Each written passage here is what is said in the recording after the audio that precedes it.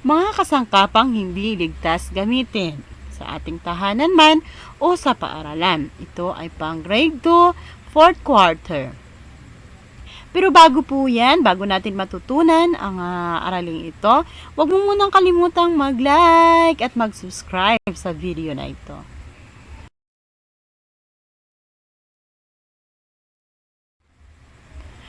Sa araling ito, inaasahan sa iyo ang matukoy o natutukoy ang mga kagamitan sa tahanan at paaralan na delikadong gamitin.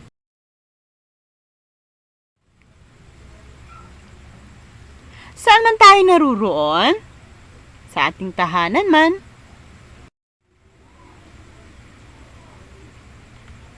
sa ating paaralan,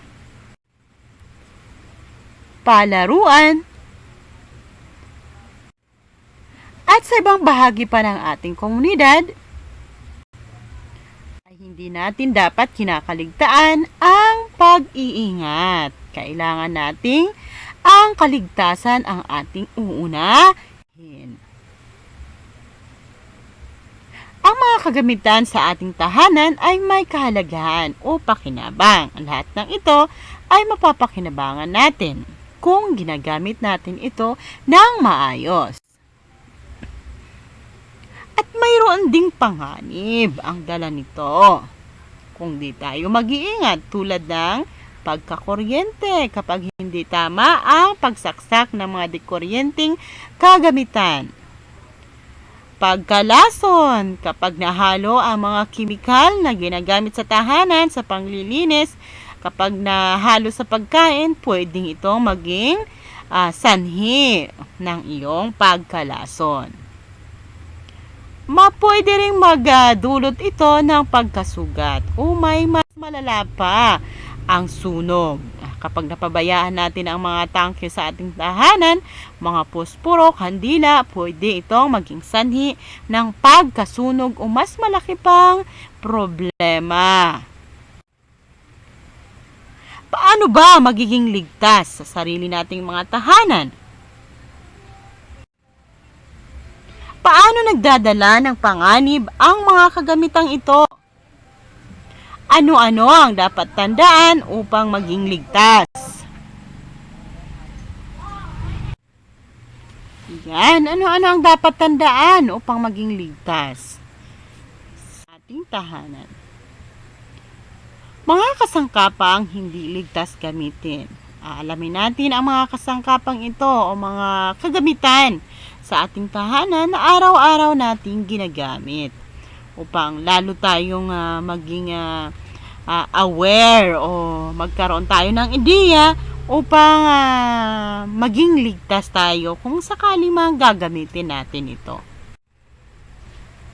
Una, kandila at posporo. Ayan, kapag may mga bagyo, brownout, nagagamit natin ito. Pero kapag hindi mo iningatan, ay posibleng magkaroon ito o pagmulan ito ng sunog. Hindi lamang kandila at posporo ang pwedeng pagmulan ng sunog.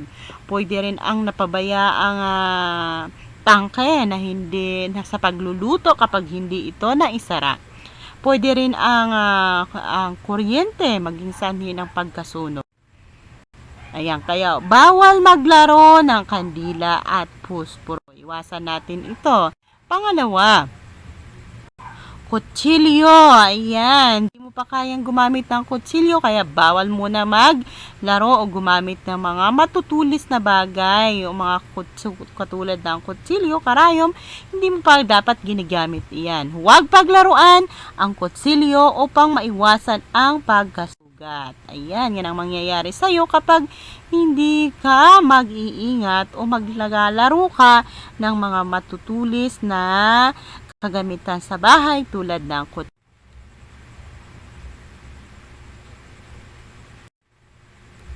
Pangatlo, saksakan o ang tinatawag na female at male plug o saksakan ng mga kagamitang pinapagana ng kuryente.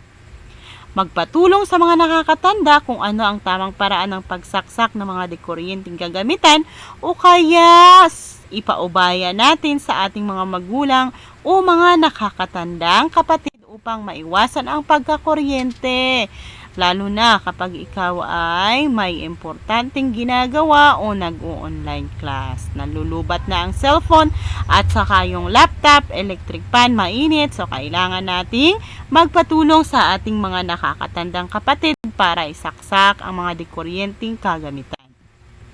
Pang-apat, gunting. Ang gunting, di mo dapat yan pinaglalaruan. Baka maging sanhi ito ng pagkasugat o pagkagunting ng iyong kamay. Huwag ding tatakbo kapag hawak-hawak mo ang gunting. Galing ka sa paggagawa ng iyong mga artwork na papel. Ayan, bawal kang tumakbo. Dahan-dahan lang, hawakang maigi ang gunting. Pang-lima, martilyo. Ang martilyo at saka pako ay hindi ito ginagamit mo. Bilang bata, hindi mo pa ito dapat ginagamit. So, ang mga gagamit lang nito ay ang mga nakakatanda sa iyo o mga karpentero. Yan, iwasan mo ito upang hindi magdulot sa iyo ng pagkapukpok o pagkasugat ng iyong kamay o anumang bahagi ng iyong katawan. Pang-anim, panglinis ng kubeta o ng iba pang kagamitan sa ating bahay. Ayan, di mo dapat yan pinaglalaruan. Itinatago yan sa gilid para hindi naaabot o sa taas ng aparador para hindi naaabot ng mga bata ninyo. Hindi dapat pinaglalaruan yan kasi magiging sanhi yan ng pagkalason.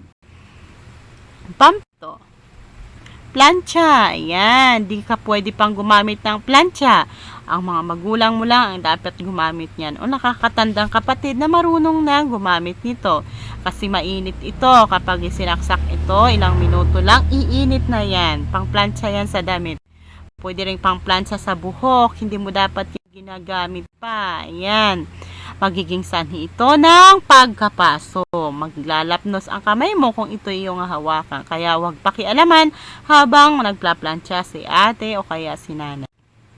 Lagi nating tatandaan anuman ang ating ginagawa, laging unahin ang kaligtasan, pag-iingat ang laging isaisip upang sakuna ay maiwasan. Ayan, mag-ingat lagi, mag-ingat. Magsanay naman tayo kung may natutunan ka sa ating isulat, panuto, isulat ang salitang lumapit kung ang pangungusap ay tama at lumayo kung ito ay mali. Number 1. Ang paglalaro ng posporo ay hindi mapanganib sa bata. Lumapit, lumayo. Tama, mali? Lumayo. Ayan, di yan tama. Huwag maglaro. Number 2. Maaaring paglaruan ng bata ang gunting, kutsilyo at iba pang matatalim na bagay. Ayan, lumayo pa rin. Mali ito. Number 3. Maaaring tumakbo ang bata habang hawak ang gunting. Lumayo. Mali yun. Pang-4. Gumamit ng mga kasangkapang di kuryente kahit hindi alam ng magulang. Tama, mali. Lumapit, lumayo. Lumayo pa din. Di mo dapat yung ginagawa. Kailangan alam ni mama, alam ng mga nakakatanda mong kapatid para hindi ka makuryente. Magpatulong sa mga nakakatanda sa paggamit ng matutulis na kagamitan sa bahay tulad ng mga kutsilyo. Ayan, lumapit. Tama po yan. Dapat. Okay, salamat sa panunood. Sana po ay may natutunan ka sa ating aralin. Salamat sa panunood. Ingat. God bless. Huwag mo munang kalimutang i-like at i-subscribe kung di ka pa nagsusubscribe. God bless. God bless.